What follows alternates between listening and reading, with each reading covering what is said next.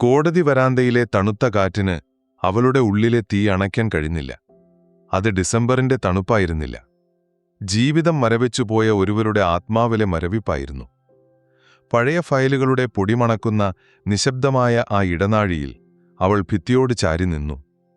അകത്ത് മുകളിൽ കറങ്ങുന്ന ഫാനിന്റെ മുരൾച്ചയ്ക്കപ്പുറം നീതിപീഠത്തിന്റെ ശബ്ദം മുഴങ്ങി. വിവാഹമോചനം അനുവദിച്ചിരിക്കുന്നു.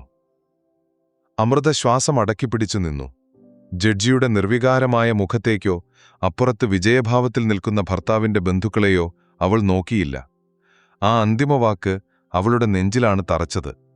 കഴിഞ്ഞ 5 വർഷത്തെ ദാമ്പത്യമെന്ന നാടകം ആ ഒറ്റവാക്കിൽ അവസാനിച്ചിരിക്കുന്നു. അവൾ പതുക്കെ പുറത്തേക്കിറങ്ങി, കാലുകൾക്ക് ഭാരം വെച്ചതുപോലെ. പടികളിറങ്ങുമ്പോൾ മുൻഭർത്താവിന്റെ ബന്ധുക്കളുടെ വാക്കുകൾ വിഷം പുരട്ടിയ അമ്പുകളായി അവൾക്ക് നേരെ പാഞ്ഞുവന്നു. സമാധാനമായി. എന്റെ മോന്റെ ജീവിതം തുലച്ചാൻ വന്ന ശവത്തെ ഒഴിവാക്കി. ഇനി അവനൊരു കുഞ്ഞിനെയെങ്കിലും കാണാമല്ലോ. അതിനിടയിലാണ് ആ വിളി ഉയർന്നത്. മുൻ അമ്മായിയമ്മയുടെ ശബ്ദം. മച്ചി! അമൃത ഒരു നിമിഷം നിന്നു. തല കറങ്ങുന്നതുപോലെ തോന്നി. ആ ഒരൊറ്റ വിളിയിൽ അവളുടെ സ്ത്രീത്വം മുഴുവൻ വെന്തുരുകി. കാലുകൾ നിലത്തുറയ്ക്കുന്നില്ല. ദോഷം പിടിച്ചവൾ എന്റെ മോന്റെ ജീവിതം തുലച്ചു. അവരുടെ ശബ്ദം അവളുടെ കർണപുടങ്ങളിൽ തുളച്ചുകയറി. അവൾ തിരിഞ്ഞു നോക്കിയില്ല. തിരിഞ്ഞു നോക്കാൻ അവൾക്ക് ശക്തിയില്ലായിരുന്നു. ആൾക്കൂട്ടത്തിനിടയിലൂടെ അപമാനത്തിന്റെ 1000 സൂചികൾ തറച്ചുകൊണ്ട് അവൾ ആ കോടതിയുടെ പടവുകൾ ഇറങ്ങി. നിയമപരമായി അവൾ മോചിതയായിരുന്നു. പക്ഷേ സമൂഹം അവളെ പുതിയൊരു തടവറയിലേക്ക് തള്ളിവിട്ടിരുന്നു. പൂവത്തുശ്ശേരിയിലേക്കുള്ള ബസിന്റെ ജനൽക്കമ്പിയിൽ തലചായ്ച്ചിരിക്കുമ്പോൾ പുറത്തെ കാഴ്ചകളൊന്നും അവളുടെ കണ്ണിൽ പതിഞ്ഞില്ല. ഉള്ളിൽ ആ കോടതി മുറിയിലെ വാക്കുകൾ മാത്രം. ബസ്സിൽ അപ്പുറത്തെ സീറ്റിൽ ഒരു യുവതി തന്റെ കുഞ്ഞിനെ മുലയൂട്ടുന്നതവൾ കണ്ടു. അവൾ പെട്ടെന്ന് നോട്ടം മാറ്റി. നെഞ്ചിലൊരു ഭാരം കയറ്റിവെച്ചതുപോലെ. പെട്ടെന്ന് ഒരു ഫ്ലാഷ് ബാക്ക് പോലെ ആ ഡോക്ടറുടെ മുറിയിലെ മരവിപ്പ് ഓർമ്മ വന്നു. 2 വർഷം മുൻപാണ്. മരുന്നിന്റെ രൂക്ഷഗന്ധമുള്ള മുറി. കല്യാണം കഴിഞ്ഞിട്ട് 3 വർഷം. നിരന്തരമായ കുത്തുവാക്കുകൾക്കൊടുവിൽ ഭർത്താവിനൊപ്പം ആശുപത്രിയിലെത്തിയത്. വെളുത്ത കോട്ടിട്ട ഡോക്ടറുടെ സഹതാപം നിറഞ്ഞ മുഖം. ക്ഷമിക്കണം അമൃത.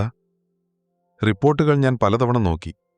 ഒരു മെഡിക്കൽ മിറക്കിൾ സംഭവിച്ചാലല്ലാതെ നിങ്ങൾക്ക് അമ്മയാവാൻ കഴിയില്ല. ആ വാക്കുകൾ ഒരു ഭൂകമ്പം പോലെയാണ് അവളുടെ ജീവിതത്തെ തകർത്തത്. ഭർത്താവിന്റെ മുഖം കല്ലിക്കുന്നതും തന്നോടുള്ള നോട്ടം മാറുന്നതും അവൾ ആ നിമിഷം തന്നെ അറിഞ്ഞു. അന്നുമുതൽ ഭർതൃഗൃഹത്തിൽ അവൾക്ക് അടിമയുടെ സ്ഥാനമായിരുന്നു. സ്നേഹത്തോടെ സംസാരിച്ചിരുന്ന ഭർത്താവിന്റെ ഓരോ സ്പർശനത്തിലും അവൾക്കൊരു കുഞ്ഞിനെ നൽകാൻ കഴിയാത്തവളുടെ അപകർഷത നിറഞ്ഞു. ഇന്നവൾ ആ തടവറയിൽ നിന്ന് നിയമപരമായി മോചിതയായിരിക്കുന്നു. പക്ഷേ മച്ചി എന്ന മുദ്ര നെറ്റിയിൽ പതിഞ്ഞിരിക്കുന്നു. പൂവത്തുശ്ശേരിയിലെ സ്വന്തം വീടിന്റെ പടിപ്പുര കടക്കുമ്പോൾ അവൾക്ക് നെഞ്ചുവിങ്ങി.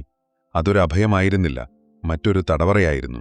അച്ഛൻ വരാന്തയിലെ ചാരുകസേരയിൽ നിശബ്ദനായിരുന്നു. അമ്മയുടെ കണ്ണുകൾ നിറഞ്ഞിരുന്നു.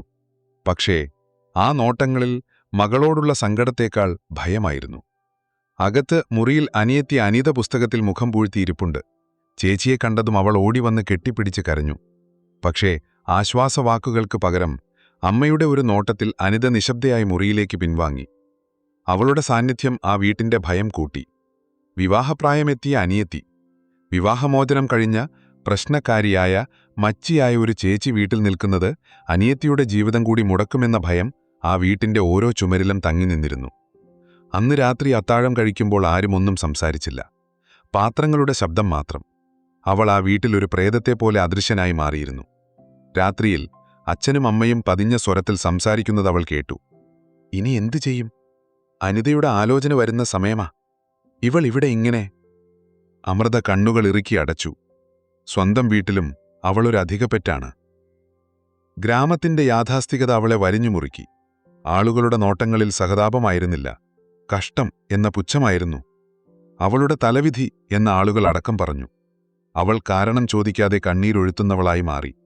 അതിന്റെ ഏറ്റവും ക്രൂരമായ മുഖം അവൾ കണ്ടത് അയൽ വീട്ടിലെ കുഞ്ഞിന്റെ നൂലുകെട്ടിനാണ്.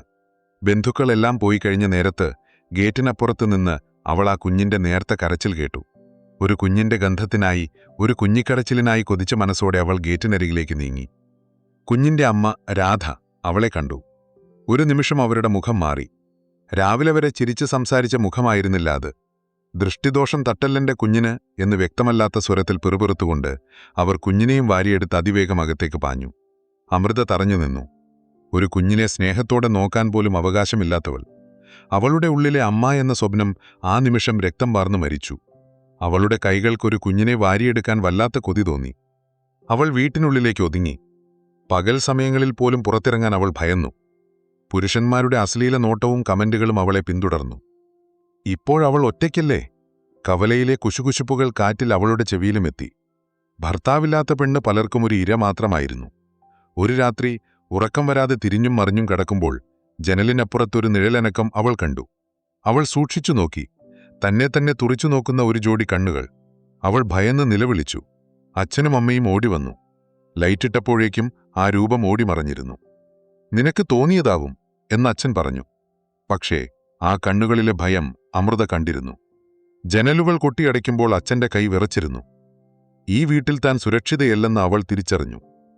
ഈ ഇത്തിക്കണ്ണി ജീവിതം മടുത്തു. ഈ നരകത്തിൽ നിന്നൊരു മോചനം വേണം. ആ ചിന്തയാണ് അവളെ ടൗണിലെ തയ്യൽ ക്ലാസ്സിലെത്തിച്ചത്. വീട്ടിൽ വെറുതെ ഇരുന്ന നാട്ടുകാരുടെ നോട്ടവും വാക്കും കേൾക്കുന്നതിലും ഭേദമാണ് അതൊരു മോചനമാർഗമായിരുന്നു. തയ്യൽ മഷീന്റെ ശബ്ദം അവളുടെ കാതുകൾക്ക് സംഗീതമായി. നൂലുകോർക്കുന്നതിലും തുണിവെട്ടുന്നതിലും അവൾ തന്റെ സങ്കടങ്ങൾ മറന്നു. അവിടെ വെച്ചാണ് അവൾ ബീന ആന്റിയെ കാണുന്നത്. 40 കഴിഞ്ഞ ലോകം കണ്ട ആ സ്ത്രീയുടെ സംസാരത്തിൽ ജീവിതമുണ്ടായിരുന്നു. അവരെല്ലാവരോടും ചിരിച്ചും തമാശ പറഞ്ഞു നടന്നു. അവരുടെ കണ്ണിൽ അമൃതയുടെ സങ്കടം പെട്ടെന്ന് പതിഞ്ഞു. എന്താടീ പെണ്ണെ, നീ ഇങ്ങനെ സങ്കടപ്പെട്ടുകൊണ്ട് നടക്കുന്നത്? ചത്തുപോയ ഭർത്താവിന്റെ ഓർമ്മയ്ക്കാണോ? ബീന ആന്റി ഒരു ദിവസം അവളോട് ചോദിച്ചു. അയാൾ മരിച്ചിട്ടില്ല, അമൃത പതുക്കെ പറഞ്ഞു. പിന്നെ ജീവിച്ചിരിക്കുന്നവനെ ഓർത്ത് കരയുന്നത് മണ്ടത്തരമാണ്. ആ ചോദ്യത്തിൽ അമൃത തന്റെ സങ്കടങ്ങളെല്ലാം പറഞ്ഞു. ബീന ആന്റി എല്ലാം ശ്രദ്ധയോടെ കേട്ടു. അമൃതേ, നീ എന്തിനാ ഈ നരകം തിന്നുന്നത്? ഈ ആണുങ്ങളുടെ നോട്ടവും പെണ്ണുങ്ങളുടെ കുത്തുവാക്കും കേട്ട് ചാവാനാണോ നിന്റെ വിധി? ബീന ആന്റി അവളുടെ കൈകളിൽ പിടിച്ചു. എന്റെ കൂടെ അബുദാബിക്കുവാ. അവിടെ ഖലീഫ സിറ്റിയിലൊരു വലിയ വില്ലയുണ്ട്. ഷൈഖ ഇക്സാന. നല്ലവരാ, അറബികളാണെങ്കിലും സ്നേഹമുള്ളവരാ. വീട്ടുകാര്യങ്ങൾ നോക്കാനാ. നിനക്കൊരു ജീവിതം കിട്ടും. ഇവിടെ നിന്നാൽ ഈ ചതുപ്പിൽ നീ താണുപോകും. എനിക്ക് അറബി അറിയില്ല ആന്റി, അമൃത മടിച്ചു. സ്നേഹത്തിന് ഭാഷയൊന്നും വേണ്ടടി. നീ വരുന്നുണ്ടോ? ആ വാക്കുകൾ ഒരു ദാതിരായിരുന്നു. മരുഭൂമിയിൽ ഒറ്റപ്പെട്ടുപോയ ഒരാൾക്ക് മുന്നിൽ നീണ്ടുകിട്ടിയ ഒരു തുള്ളിവെള്ളം. അവളത് മുറുകെ പിടിച്ചു. ഞാൻ വരാം ആന്റി. വീട്ടുകാർക്ക് ഇരട്ടി സമ്മതം. മകളൊരു ഭാരമായിക്കൊണ്ടിരുന്നല്ലോ. അവളുടെ വിസയും ടിക്കറ്റും ശരിയാക്കാൻ അച്ഛൻ ഓടി നടന്നു. ആശ്വാസത്തോടെയുള്ള സമ്മതം അവളുടെ നെഞ്ചിലൊരു ഭാരം കൂടി കയറ്റിവെച്ചു. യാത്ര പറയുന്ന ദിവസം അനിയത്തിയെ കെട്ടിപ്പിടിച്ച് അവൾ ഒരുപാട് കരഞ്ഞു. ചേച്ചി പോയാലും എന്നെ മറക്കരുത്. അനിതയുടെ ശബ്ദമിടറി. അച്ഛന്റെ മുഖത്ത് സങ്കടത്തേക്കാൾ ആശ്വാസമായിരുന്നു. നീ കാരണം എന്റെ കല്യാണം മുടങ്ങരുതെന്ന് പറയാതെ പറയുന്ന ആ നോട്ടം താങ്ങാനാവാതെ അവൾ മുഖം തിരിച്ചു. ആദ്യമായി വിമാനത്തിൽ കയറുമ്പോൾ അവൾക്കത് അത്ഭുതം തോന്നിയില്ല. താഴെ ഇരുട്ടിലാകുന്ന പൂവത്തുശ്ശേരി ഗ്രാമം അവളുടെ പഴയ ജീവിതം പോലെ അവൾക്ക് അന്യമായി. അബുദാബി എയർപോർട്ടിലെ അത്തറിന്റെയും ഊതിന്റെയും സമ്മിശ്രഗന്ധം പുതിയൊരു ലോകത്തിന്റെ തുടക്കമായിരുന്നു. ഖലീഫ സിറ്റിയിലെ ആഡംബര വില്ലയുടെ മാർബിൾ പതിച്ച നിലം കണ്ണഞ്ചിപ്പിച്ചു. വെളുത്ത വസ്ത്രം ധരിച്ച ഷൈഖ ഇക്സാനയെയും ഹംദാൻ അൽ ഖുബൈഷിയെയും കണ്ടപ്പോൾ അവൾ ഭയത്തോടെ നിന്നു. ഷൈഖ ഇക്സാനയുടെ വില കൂടിയ അത്തറിന്റെ സുഗന്ധവും പൊളൈറ്റായ പുഞ്ചിരിയും, എന്നാൽ നിർവികാരമായ കണ്ണുകളും അമൃത ശ്രദ്ധിച്ചു. ബീന ആന്റിയുടെ സാന്നിധ്യം മാത്രമായിരുന്നു ഏക ആശ്വാസം. അവർ അവളെ ആശ്വസിപ്പിച്ചു. പേടിക്കണ്ട, ഇതൊരു പുതിയ തുടക്കമാണ്. അമൃത ആ തണുത്ത മാർബിൾ നിലത്ത് തന്റെ പുതിയ ജീവിതത്തിനായി കാത്തുനിന്നു. വില്ലയിലെ ആഡംബരം നിറഞ്ഞ നിശബ്ദതയെ ഭേദിച്ചുകൊണ്ട് ഒരു ദിവസം ഒരു കുഞ്ഞ് കരച്ചിലുയർന്നു. ഷെയ്ഖ ഇഹ്സാന പ്രസവിച്ചു. ആ വാർത്തയറിഞ്ഞപ്പോൾ കാരണമറിയാതെ അമൃതയുടെ കണ്ണുകൾ നിറഞ്ഞു. ദിവസങ്ങൾക്ക് ശേഷം കുഞ്ഞിനെയും കൊണ്ട് ഷെയ്ഖ വില്ലയിൽ തിരിച്ചെത്തി. അതൊരാഘോഷമായിരുന്നു. ബന്ധുക്കളും സുഹൃത്തുക്കളും വിലകൂടിയ സമ്മാനങ്ങളുമായി വന്നുപോയി. ഷെയ്ഖ ക്ഷീണിതയായിരുന്നു. മുറിയിൽ കുഞ്ഞിന്റെ കരച്ചിൽ ഉയർന്നപ്പോൾ അവർ അടുത്തുനിന്ന അമൃതയെ നോക്കി. അമൃത, കുഞ്ഞിനെ എടുക്കൂ. അവൾ വിറച്ചുപോയി. വർഷങ്ങൾക്ക് ശേഷം ഒരു കുഞ്ഞിനെ കൈകളിലെടുക്കുകയാണ്. മച്ചി എന്ന് മുദ്രകുത്തപ്പെട്ടവളുടെ കൈകളിലേക്ക് ഒരു ജീവന്റെ തുടിപ്പ്. അവൾ ഭയത്തോടെ കൈനീട്ടി. ആ കുഞ്ഞു ശരീരം അവളുടെ കൈകളിലേക്ക് വച്ചുകൊടുത്തപ്പോൾ ലോകത്തിലെ ഏറ്റവും അമൂല്യമായ നിധി കിട്ടിയതുപോലെ അവൾക്ക് തോന്നി. ആ കുഞ്ഞി കൈവിരലുകൾ അവളുടെ വിരലിൽ മുറുകെ പിടിച്ചപ്പോൾ അവളുടെ വരണ്ടുപോയ ഹൃദയത്തിലെവിടെയോ ഒരു നീരുറവ പൊട്ടി. അവൾ ആ കുഞ്ഞിന്റെ മുഖത്തേക്ക് നോക്കി. കുഞ്ഞിന്റെ തുണികൾ വൃത്തിയാക്കുമ്പോൾ അവൾ കറപ്പു തോന്നിയില്ല, വാത്സല്യം നിറഞ്ഞു. ഹുദ. പേരിടൽ ചടങ്ങ് ഗംഭീരമായി. അറബ് ലോകത്തെ പ്രമുഖരെല്ലാം അന്ന് വില്ലയിലുണ്ടായിരുന്നു. സംഗീതവും ഭക്ഷണവും അത്തറിന്റെ മണവും നിറഞ്ഞ രാവ്. അമൃത തന്റെ യൂണിഫോമിൽ ഒരുപാട് ജോലിക്കാർക്കിടയിൽ ഒതുങ്ങിനിന്ന് ആ ആഘോഷം കണ്ടു. അതോടെ ഷെയ്ഖയുടെ തിരക്കേറിയ സാമൂഹിക ജീവിതം പുനരാരംഭിച്ചു. ചാരിറ്റി മീറ്റിംഗുകൾ, ബിസിനസ് പാർട്ടികൾ. കുഞ്ഞിന്റെ ഉത്തരവാദിത്വം പൂർണ്ണമായും അമൃതയ്ക്കായി. "നീ കുഞ്ഞിനെ മാത്രം നോക്കിയാൽ മതി അമൃത, വേറൊരു ജോലിയും ചെയ്യണ്ട." ഷെയ്ഖയുടെ വാക്കുകൾ ഒരർത്ഥത്തിൽ അനുഗ്രഹമായിരുന്നു. ഹുദയുടെ ലോകം അമൃതയുടെ കൈകളിലേക്ക് ചുരുങ്ങി. പൗഡർ പാൽ ഹുദയ്ക്ക് പിടിച്ചില്ല. കുഞ്ഞ് നിറത്താതെ കരഞ്ഞു. ഓരോ തവണയും പാൽ കൊടുക്കുമ്പോൾ അവൾ ഛർദ്ദിച്ചു. കുഞ്ഞിന്റെ കരച്ചിൽ കേട്ട് അമൃതയുടെ നെഞ്ച് പിടഞ്ഞു. "ഷെയ്ഖ, കുഞ്ഞിന് വയ്യാത്ത പോലെയുണ്ട്, ഡോക്ടറെ കാണിക്കണം." "എനിക്ക് മീറ്റിംഗുണ്ട്, നീ ബീനയോടൊപ്പം പോയി ഡോക്ടറെ കാണിക്ക്. കാർഡ് ഡ്രൈവറുടെ കയ്യിലുണ്ട്." അമൃതയാണ് കുഞ്ഞിനെയും കൊണ്ട് ആശുപത്രിയിലേക്ക് ഓടിയത്. ഡോക്ടറെ കാണിക്കാനും മരുന്ന് വാങ്ങാനും ഉറക്കമിളച്ചിരുന്ന് അത് കൊടുക്കാനും അവൾ മാത്രമായി. പേറ്റുനോവ് അറിഞ്ഞില്ലെങ്കിലും അമൃത വളർത്തുനോവ് അനുഭവിച്ചു. കുഞ്ഞിന്റെ കരച്ചിൽ വിശന്നിട്ടാണോ അതോ വേദന കൊണ്ടാണോ എന്നവൾ തിരിച്ചറിയാൻ പഠിച്ചു. രാത്രികളിൽ ഹുദ ഉറങ്ങില്ല. എന്തോ അസ്വസ്ഥത പോലെ അവൾ നിറത്താതെ കരയും. ഷെയ്ഖയും ഹംദാനും അടുത്ത മുറിയിൽ സുഖമായി ഉറങ്ങുമ്പോൾ അമൃത കുഞ്ഞിനെയും കൊണ്ട് ആ വില്ലയിലെ നീണ്ട വരാന്തകളിലൂടെ നടന്നു. ജനലിലൂടെ മാർബിൾ തറയിൽ വീഴുന്ന നിലാവെളിച്ചത്തിൽ അവൾ കുഞ്ഞിന്റെ മുഖത്തേക്ക് നോക്കി. അവൾക്കറിയാവുന്ന താരാട്ടുപാട്ടുകൾ ഈണത്തിൽ പാടി. "ഓമനത്തിങ്കൾ കിടാവോ എന്നല്ലോ മനത്താരം." മലയാളം മനസ്സിലായില്ലെങ്കിലും ആ കുഞ്ഞ് അവളുടെ ശബ്ദത്തിന്റെ സുരക്ഷിതത്വത്തിൽ മെല്ലെ മയങ്ങും. ആ വില്ലയിൽ അവളും കുഞ്ഞും മാത്രമായി ഒരു പുതിയ ലോകം പണിതു. ഒരു രാത്രി കുഞ്ഞിന്റെ കരച്ചിലടക്കാൻ ഒരു മാർഗവും കാണാതെ അമൃത തളർന്നിരുന്നു. പാൽ കൊടുത്തിട്ടും നടന്നിട്ടും കുഞ്ഞ് നിർത്തുന്നില്ല. ഡോക്ടർമാർക്കൊരു കുഴപ്പവും കണ്ടെത്താനായില്ല. അമ്മയാവാനുള്ള അടക്കാനാവാത്ത കൊതികൊണ്ട് ഒരു നിമിഷത്തെ പ്രേരണയിൽ അവൾ തന്റെ ശൂന്യമായ സ്തനങ്ങൾ കുഞ്ഞിന്റെ വായിൽ വെച്ചുകൊടുത്തു. പാലില്ലാത്ത ആ മാറിൽ നിന്നും ആ കുഞ്ഞു ചുണ്ടുകൾ എന്തോ വലിച്ചു കുടിച്ചു. ആ നിമിഷം അവൾ അനുഭവിച്ച നിർവൃതിക്ക് ലോകത്തിലെ ഒരു വാക്കിനും അർത്ഥം നൽകാൻ കഴിഞ്ഞില്ലായിരുന്നു. അവളുടെ ശരീരം മുഴുവൻ ഒരു വാത്സല്യം പടർന്നു കയറുന്നത് അവൾ അറിഞ്ഞു. കുഞ്ഞ് ശാന്തമായി അവളുടെ നെഞ്ചിൽ പറ്റിപ്പിടിച്ചുറങ്ങി. അത് തെറ്റാണോ ശരിയാണോ എന്ന് അവൾ ചിന്തിച്ചില്ല. തന്റെ കുഞ്ഞിനെ ശാന്തമാക്കാൻ ഒരു അമ്മയ്ക്ക് മാത്രം കഴിയുന്ന എന്തോ ഒന്ന് തന്നിലുണ്ടെന്ന് അവൾ തിരിച്ചറിഞ്ഞു. ഹുദയുടെ ലോകം അമൃത മാത്രമായി. അവൾ ആദ്യമായി ചിരിച്ചത് അമൃതയുടെ മുഖത്ത് നോക്കിയാണ്. കമിഴ്ന്നു വീണതും മുട്ടിലിഴഞ്ഞതും അമൃതയുടെ കൈകളിൽ കിടന്നാണ്. ഓരോ ചെറിയ ചുവടുവെപ്പിലും അമൃത ലോകം കീഴടക്കിയ സന്തോഷം അനുഭവിച്ചു. അവൾ സില്ലി മുഖങ്ങളുണ്ടാക്കി, ശബ്ദങ്ങളുണ്ടാക്കി കുഞ്ഞിനെ ചിരിപ്പിച്ചു. ആ മുറിയിൽ അവർ രണ്ടുപേരും സന്തോഷത്തിന്റെ ഒരു തുരുത്തു പണിതു. ഒരു ദിവസം ഹുദ കളിപ്പാട്ടങ്ങൾക്കിടയിൽ കിടന്നുകൊണ്ട് അമൃതയുടെ മുഖത്ത് തട്ടിവിളിച്ചു. "മാ മാ." അമൃത ഞെട്ടിപ്പോയി. അവൾ കാതുകൾ വിശ്വസിച്ചാതെ നിന്നു. ഹുദ വീണ്ടും ചിരിച്ചുകൊണ്ട് വിളിച്ചു, "മാ മാ." അവൾ പൊട്ടിക്കരഞ്ഞു. ഓടിച്ചെന്ന് കുഞ്ഞിനെ വാരിയെടുത്ത് ഉമ്മ വെച്ചു. അപ്പുറത്തെ മുറിയിൽ ഷെയ്ഖ് അത് കേട്ടു. അവർ മുറിയിലേക്ക് വന്നു. "എന്താ അമൃത ഇത്?" "അവൾ എന്നെ മാമ എന്ന് വിളിച്ചു." അമൃത സന്തോഷത്തോടെ പറഞ്ഞു. ഷെയ്ഖയുടെ മുഖത്തൊരു പുഞ്ചിരി വിടർന്നെങ്കിലും അതിലൽപ്പം അസ്വസ്ഥതയുണ്ടായിരുന്നു. ജോലിക്കാരെ കുട്ടികൾ പലതും വിളിക്കും എന്നവർ നിസ്സംഗതയോട് ഓർത്തു. പക്ഷെ അമൃതയ്ക്കറിയാമായിരുന്നു അത് വെറുമൊരു വിളിയല്ലെന്ന്. അനിയത്തിയുടെ വിവാഹം അമൃതയുടെ പണം കൊണ്ട് ഭംഗിയായി നടന്നു. അവൾ നാട്ടിൽ പോയില്ല. ഹുദയെ വിട്ടുനിൽക്കാൻ അവൾക്ക് കഴിഞ്ഞില്ലായിരുന്നു. അവൾ അയച്ച പണം കൊണ്ട് അവർ സന്തോഷത്തോടെ കല്യാണം നടത്തി. "നീയില്ലാതെ ഒരു രസവുമുണ്ടായിരുന്നില്ല" എന്ന അനിത ഫോണിൽ കരഞ്ഞപ്പോൾ അമൃത ഹുദയുടെ മുഖത്തേക്ക് നോക്കി. ഹുദയുടെ 1ാം പിറന്നാളിന് അവൾ മിച്ചം പിടിച്ച പണം കൊണ്ട് ഒരു ചെറിയ സ്വർണ്ണ ബ്രേസ്ലെറ്റ് വാങ്ങി. പിറന്നാൾ പാർട്ടിയിൽ ഷെയ്ഖ് നൽകിയ വിലകൂടിയ വജ്രത്തിന്റെ സമ്മാനങ്ങൾക്കിടയിലും അമൃത ഇട്ടുകൊടുത്ത ആ കുഞ്ഞു ബ്രേസ്ലെറ്റിൽ ഹുദ മുറുകെ പിടിച്ചു. അത് ഊരിമാറ്റാൻ ആരെയും അവൾ സമ്മതിച്ചില്ല. 2 വർഷത്തിനുശേഷം അമൃത 1 മാസത്തെ ലീവിന് നാട്ടിൽ പോയി. എയർപോർട്ടിൽ വെച്ച് ഹുദയെ പിരിയുമ്പോൾ അവൾ ഒരുപാട് കരഞ്ഞു. കുഞ്ഞ് "മാമ പോകല്ലേ" എന്ന് കരഞ്ഞപ്പോൾ അവളുടെ നെഞ്ച് തകർന്നു. പൂവത്തുശ്ശേരിയിൽ ഇപ്പോൾ അവൾക്ക് ഗൾഫുകാരി എന്ന ബഹുമാനമുണ്ട്. ആളുകളുടെ നോട്ടം മാറി. മുൻ ഭർത്താവിന്റെ ബന്ധുക്കൾ പോലും അവളെ കണ്ട് ചിരിക്കാൻ ശ്രമിച്ചു. പക്ഷെ ആ വീടും നാടും അവൾക്ക് അന്യമായി തോന്നി. അവളുടെ മനസ്സ് മുഴുവൻ അബുദാബിയിലെ ആ കുഞ്ഞുമുഖത്തെ ചുറ്റിപ്പറ്റിയായിരുന്നു. അനിതയുടെ ജീവിതം സന്തോഷത്തിലാണെന്ന് അവൾ ഉറപ്പുവരുത്തി. 1 മാസം തികയ്ക്കാൻ അവൾ നിന്നില്ല. 25ാം ദിവസം അവൾ തിരിച്ചു പറഞ്ഞു. "എന്തിനാ ഇത്ര വേഗം?" എന്ന് അമ്മ ചോദിച്ചപ്പോൾ അവിടെ കുഞ്ഞിന് എന്നെ വേണം എന്ന് മാത്രമാണ് അവൾ പറഞ്ഞത്.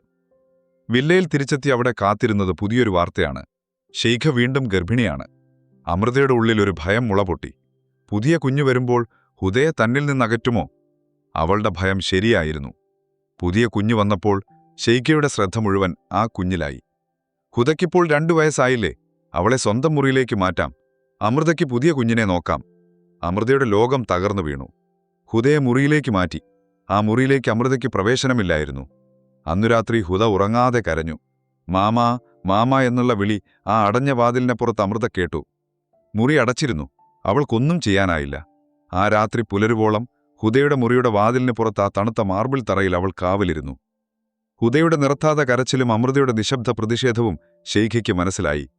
പുതിയ കുഞ്ഞിന് പനി വന്നപ്പോൾ അമൃതയുടെ ശ്രദ്ധ മുഴുവൻ പുറത്ത് കരയുന്ന ഹുദയിലാണെന്ന് അവർ തിരിച്ചറിഞ്ഞു. പുതിയ കുഞ്ഞിനെ നോക്കാൻ അവർ മറ്റൊരു ജോലിക്കാരിയെ നിയമിച്ചു. ഹുദയെ നീ തന്നെ നോക്കിക്കോ അമൃത, അവൾക്ക് നിന്നെയാണ് വേണ്ടത്. അമൃതയുടെ ജീവിതം തിരികെ കിട്ടി. ഹുദ ഇന്റർനാഷണൽ സ്കൂളിൽ പോകാൻ തുടങ്ങി. യൂണിഫോം ഇസ്തിരിയിടുന്നതും ലഞ്ച് ബോക്സ് ഒരുക്കുന്നതും ഹോംവർക്ക് ചെയ്യിക്കുന്നതും മാമായായിരുന്നു. ഷെയ്ഖയുടെ മറ്റു മക്കൾക്ക് മറ്റു ജോലിക്കാരുണ്ടായിരുന്നു. പക്ഷേ ഹുദയുടെ ലോകം മാമാ മാത്രമായിരുന്നു. ഹുദ ഋതുമതിയായ ദിവസം അവൾ ഭയന്ന് കരഞ്ഞു. അടിവയറ്റിലെ വേദനയും ദേഷ്യവും. സ്കൂളിൽ നിന്ന് വിളിച്ചപ്പോൾ ഓടിച്ചെന്നത് അമൃതയാണ്. അന്നും ഷൈഖ ഒരു ചാരിറ്റി ഇവന്റിന്റെ തിരക്കിലായിരുന്നു. അവൾക്ക് വേണ്ടത് വാങ്ങിക്കൊടുക്കാൻ ഡ്രൈവറോട് പറഞ്ഞേക്കുക എന്നായിരുന്നു മറുപടി. അമൃത ഒരു അമ്മയുടെ സ്ഥാനത്ത് നിന്ന് ഹുദയെ പരിചരിച്ചു. കുളിപ്പിച്ചു, വസ്ത്രം മാറ്റി, കാര്യങ്ങൾ പറഞ്ഞു മനസ്സിലാക്കി, ചൂടുവെള്ളം പിടിച്ചുകൊടുത്തു. ആ ദിവസങ്ങളിൽ അവർ കൂടുതൽ അടുത്തു. ഹുദ തന്റെ എല്ലാ രഹസ്യങ്ങളും കൂട്ടുകാരെക്കുറിച്ചും ഇഷ്ടങ്ങളെക്കുറിച്ചും പങ്കുവച്ചത് അമൃതയോടാണ്. പ്രതിസന്ധി വന്നത് സ്കൂളിൽ വെച്ചാണ്. ഹുദയ്ക്ക് 14 വയസ്സ്. പാരന്റ് ടീച്ചർ മീറ്റിംഗിന് അമൃതയാണ് പോയത്. വില കൂടിയ അഭായ ധരിച്ച അറബ് സ്ത്രീകൾക്കിടയിൽ തന്റെ യൂണിഫോമിൽ അവൾ നിന്നു. ടീച്ചറോട് ഹുദയുടെ പഠനത്തെക്കുറിച്ച് അഭിമാനത്തോടെ സംസാരിച്ചു. തിരികെ വരുമ്പോൾ ഒരു സഹപാഠി കളിയാക്കി, ഹുദ, നിന്റെ അമ്മ എന്തിനാണ് ജോലിക്കാരുടെ യൂണിഫോം ഇട്ടിരിക്കുന്നത്? ഓ, അവൾ നിന്റെ ഉമ്മയല്ല, നിന്റെ വീട്ടിലെ ജോലിക്കാരിയാണ്. ആ വാക്കുകൾ ഹുദയുടെ നെഞ്ചിലാണ് കൊണ്ടത്. അവൾ കരഞ്ഞുകൊണ്ട് വീട്ടിൽ വന്ന അമൃതയോട് ദേഷ്യപ്പെട്ടു. തന്റെ മുറിയിലെ സാധനങ്ങൾ വലിച്ചെറിഞ്ഞു. Why aren't you my real mom mama? Why? എന്തിനാ എല്ലാവരും എന്നെ കളിയാക്കുന്നത്? എനിക്കെന്റെ ഉമ്മയെ വേണ്ട, എനിക്ക് മാമയെ മതി. ആ ചോദ്യത്തിനു മുന്നിൽ അമൃതയുടെ ഹൃദയം തകർന്നുപോയി. അന്ന് ആ 14-കാരിക്ക് മുന്നിലിരുന്ന് അമൃത തന്റെ ഭൂതകാലം മുഴുവൻ പറഞ്ഞു. പൂവത്തുശ്ശേരിയിലെ കോടതി വരാന്തയും മച്ചി എന്ന വിളിയും വിവാഹമോചനവും അബുദാബിയിലേക്ക് പലായനം ചെയ്തതുമെല്ലാം ഹുദ കേട്ടിരുന്നു. കരഞ്ഞുകൊണ്ട് അവൾ അമൃതയെ കെട്ടിപ്പിടിച്ചു. You are my mom mama, you are. എനിക്ക് വേറെ ഉമ്മയെ വേണ്ട. അന്നുമുതൽ അമൃതയോടുള്ള അവളുടെ സ്നേഹം ബഹുമാനത്തിനു വഴിമാറി. അവൾ ഷൈഖയോട് മാനസികമായി പൂർണ്ണമായും അകന്നു. ഹുദ പഠനത്തിൽ മികവ് പുലർത്തി. ടൊറന്റോ യൂണിവേഴ്സിറ്റിയിൽ അഡ്മിഷൻ ലഭിച്ചു. വില്ലയിൽ വീണ്ടും ആഘോഷം. പക്ഷേ അമൃതയുടെ നെഞ്ചിൽ ഇടുതി വീണു. 18 വർഷം കൂടെയുണ്ടായിരുന്ന മകൾ ദൂരേക്ക് പോവുകയാണ്. തന്റെ കൂടുവിട്ട് പക്ഷി പറന്നു പോവുകയാണ്. മാമയും എന്റെ കൂടെ വാ, ഹുദ പറഞ്ഞു. അതെങ്ങനെ ശരിയാകും? മോൾക്ക് ചിരിച്ചുകൊണ്ട് അവളുടെ കണ്ണീർ തുടച്ചു. കാനഡയിലെ തണുപ്പിനായി സ്വെറ്ററുകളും ജാക്കറ്റുകളും പെട്ടിയിൽ വെക്കുമ്പോൾ അതിന്റെ അടിയിൽ 1-ാം പിറന്നാളിനിട്ടുകൊടുത്ത ആ സ്വർണ്ണ ബ്രേസ്ലെറ്റും അമൃത വെച്ചു. അതിപ്പോൾ അവൾക്ക് പാകമാകില്ല എന്ന് അമൃതയ്ക്കറിയാം. എന്നാലും ഒരു ഓർമ്മ. ഓരോ വസ്ത്രവും മടക്കി വെക്കുമ്പോൾ ഓരോ ഓർമ്മകൾ അവളുടെ കണ്ണ് നനച്ചു. ഇത് മറക്കരുത് എന്നവൾ മടക്കിവെച്ച ഒരു ഷാളിനുള്ളിൽ ഒരു ചെറിയ ഏലസ് വെച്ചു. എന്റെ മകൾക്കൊരു ദോഷവും വരരുത്. അബുദാബി എയർപോർട്ടിലെ യാത്രയപ്പ്. 18 വർഷം കൂടെയുണ്ടായിരുന്ന മകളുടെ വേർപാട്. മാമ, ഞാൻ വേഗം വരും. മാമ ഇവിടെ തന്നെ നിൽക്കണം, എനിക്ക് വേണ്ടി. ഹുദയുടെ വാക്കുകൾ ഒരു പ്രതീക്ഷയായിരുന്നു. ഷൈഖയും ഹംദാനും ഹുദയെ കെട്ടിപ്പിടിച്ചു. പക്ഷെ ഹുദ അവസാനം ഓടിവന്ന് കെട്ടിപ്പിടിച്ചത് അമൃതയാണ്. പോയി വരുമോളെ. അമൃതയുടെ ശബ്ദമിടറി. ഗ്ലാസ് ഡോറിനപ്പുറത്തേക്ക് മകൾ മറയുന്നതുവരെ അവൾ അവിടെ നിന്നു. ഹുദ പോയതിനു ശേഷമുള്ള വില്ല ഒരു ശവപ്പറമ്പ് പോലെ അമൃതയ്ക്ക് തോന്നി. ഹുദയുടെ ഒഴിഞ്ഞ മുറിയിൽ കിടന്ന് അവൾ ദിവസങ്ങളോളം കരഞ്ഞു. ആ മുറിയിലെ ഓരോ വസ്തുവിനും ഹുദയുടെ ഗന്ധമായിരുന്നു. ആ വീട്ടിൽ അവളെ പിടിച്ചു നിർത്താൻ ഇനി ഒന്നുമുണ്ടായിരുന്നില്ല. ഒടുവിൽ അവൾ ഷൈഖയോടും ഹംദാനോടും തന്റെ തീരുമാനം അറിയിച്ചു. എനിക്ക് നാട്ടിൽ പോകണം. ഷൈഖ തടഞ്ഞില്ല. അവർക്കറിയാമായിരുന്നു ഹുദ പോയതോടെ അമൃതയുടെ ആത്മാവും പോയതെന്ന്. വിസ ക്യാൻസൽ ചെയ്തു. ഷെയ്ഖിയും ഹംദാനും നന്ദിയോടെ വലിയൊരു തുക അവൾക്ക് നൽകി. നീ ഞങ്ങൾക്ക് ചെയ്ത ഉപകാരം. ഹുദയെ നീ സ്വന്തം മകളെപ്പോലെയാണ് നോക്കിയത്. ഷെയ്ഖയുടെ വാക്കുകൾ മുറിഞ്ഞു. ഹുദ എന്റെയും മകളായിരുന്നു, അമൃത പതുക്കെ പറഞ്ഞു. 18 വർഷത്തെ പ്രവാസജീവിതം അവസാനിപ്പിച്ച് അമൃത പൂവത്തുശ്ശേരിയിലേക്ക് മടങ്ങി. പൂവത്തുശ്ശേരിയിൽ അമൃത പുതിയൊരു വീട് വെച്ചു. അവളുടെ ജീവിതം ഇപ്പോൾ ഹുദയുടെ വീഡിയോ കോളുകൾക്ക് ചുറ്റുമാണ് നീങ്ങുന്നത്. കാനഡയിലെ മഞ്ഞുവീഴ്ചയും യൂണിവേഴ്സിറ്റി വിശേഷങ്ങളും പരീക്ഷയുടെ ടെൻഷനും ഗ്രാജുവേഷനുമെല്ലാം അവൾ അറിഞ്ഞുകൊണ്ടിരുന്നു. പഴയ ജീവിതത്തിലെ ആളുകൾ, മുൻ ഭർത്താവ്, ബന്ധുക്കൾ, അവരെല്ലാം അവരെ ഇപ്പോൾ ബഹുമാനത്തോടെ നോക്കുന്നു. ഗൾഫുകാരി എന്നതിലുപരി സ്വന്തമായി വീടുള്ള, പണമുള്ള സ്ത്രീ. പക്ഷേ അമൃത മറ്റേതോ ലോകത്തായിരുന്നു. അവളുടെ മനസ്സ് മകൾക്ക് ചുറ്റുമായിരുന്നു. അവൾ തന്റെ വീടിന് ഹുദയെന്ന് പേരിടാൻ ആഗ്രഹിച്ചു, പക്ഷേ അത് വേണ്ടെന്ന് വെച്ചു. 4 വർഷങ്ങൾക്ക് ശേഷം ആ ഫോൺ കോൾ വന്നു. ഹുദയുടെ സന്തോഷം നിറഞ്ഞ ശബ്ദം. മാമ, ഞാൻ ഗ്രാജുവേഷൻ കഴിഞ്ഞു. എന്റെ നിക്കാഹ് ഉറപ്പിച്ചു. മാമ വരണം. മാമ വരാതെ എന്റെ നിക്കാഹ് നടക്കില്ല. തിരിച്ചൊരു പോക്കില്ലെന്ന് കരുതിയ അബുദാബിയുടെ മണ്ണിലേക്ക് അവൾ വീണ്ടും വിമാനം കയറി. എയർപോർട്ടിൽ അവളെ കാത്തുനിന്നത് ഹുദയായിരുന്നു. വളർന്ന് വലിയൊരു സുന്ദരിയായ മകൾ. മാമ, അമ്മയും മകളും കെട്ടിപ്പിടിച്ചു കരഞ്ഞു. വില്ലയിൽ അവളെ സ്വീകരിച്ചത് ഒരു ജോലിക്കാരിയായോ അതിഥിയായോ ആയിരുന്നില്ല. പെണ്ണിന്റെ അമ്മ എന്ന സ്ഥാനത്തോടെയായിരുന്നു. ഷേഖിയുടെ പെരുമാറ്റത്തിൽ വലിയ മാറ്റം വന്നിരുന്നു. അവർ അമൃതയോട് ചേർന്നിരുന്ന് നന്ദിയും സ്നേഹവും പ്രകടിപ്പിച്ചു. കല്യാണപ്പെണ്ണിന്റെ സ്വർണവും വില കൂടിയ വസ്ത്രങ്ങളും ഹുദ ആദ്യം കാണിച്ചത് അമൃതയെയാണ്. മാമ, ഇത് തൊട്ടുതരണം. അവൾക്കായി വാങ്ങിയ പട്ടുസാരികൾ കണ്ട് അമൃതയുടെ കണ്ണു നിറഞ്ഞു. നിക്കാഹ് ആർഭാടമായി നടന്നു. അമൃത ഷേഖിയുടെ അരികിൽ ഒരമ്മയുടെ സ്ഥാനത്തു തന്നെ നിന്നു. തിരിച്ചുപോകാൻ തയ്യാറെടുക്കുന്ന അമൃതയുടെ അടുത്തേക്ക് ഹുദയും ഭർത്താവും വന്നു. അവളുടെ ബാഗുകൾ കണ്ട് ഹുദ ചോദിച്ചു, മാമ, എങ്ങോട്ടായി പോകുന്നത്? അമൃതയ്ക്ക് മനസ്സിലായില്ല. ഹുദ ചിരിച്ചുകൊണ്ട് അമൃതയുടെ കൈകളെടുത്ത് തന്റെ വയറിൽ വെച്ചു. മാമയെ കൊണ്ടുപോകാനാ ഞാൻ വന്നത്. അമൃത സംശയത്തോടെ നോക്കി. എന്റെ ഉമ്മയായിട്ട് എനിക്ക് ജനിക്കുന്ന മക്കളെ നോക്കാൻ എന്റെ മാമയല്ലാതെ വേറെ ആരാ ഉള്ളത്? എന്റെ മക്കൾക്ക് എന്റെ മാമ വേണം. അമൃത ഹുദയെ നോക്കി, പിന്നെ അവളുടെ വയറിലേക്കും. അവളുടെ കണ്ണുനീരിൽ 18 വർഷത്തെ കാത്തിരിപ്പും സ്നേഹവും ത്യാഗവും അലിഞ്ഞു ചേർന്നിരുന്നു. പൂവത്തുശ്ശേരിയിലെ കോടതി വരാന്തയിൽ വെച്ച് സമൂഹം ചാർത്തിക്കൊടുത്ത മച്ചി എന്ന പേര് അബുദാബിയിലെ മണലാരണ്യത്തിൽ അലിഞ്ഞില്ലാതായി മാറി. ജന്മം നൽകിയില്ലെങ്കിലും അവൾ കർമ്മം കൊണ്ട് ഉമ്മയും ഇനി വലിയുമ്മയുമാകാൻ പോകുന്നു. അവളുടെ ജീവിതം അർത്ഥപൂർണമായി.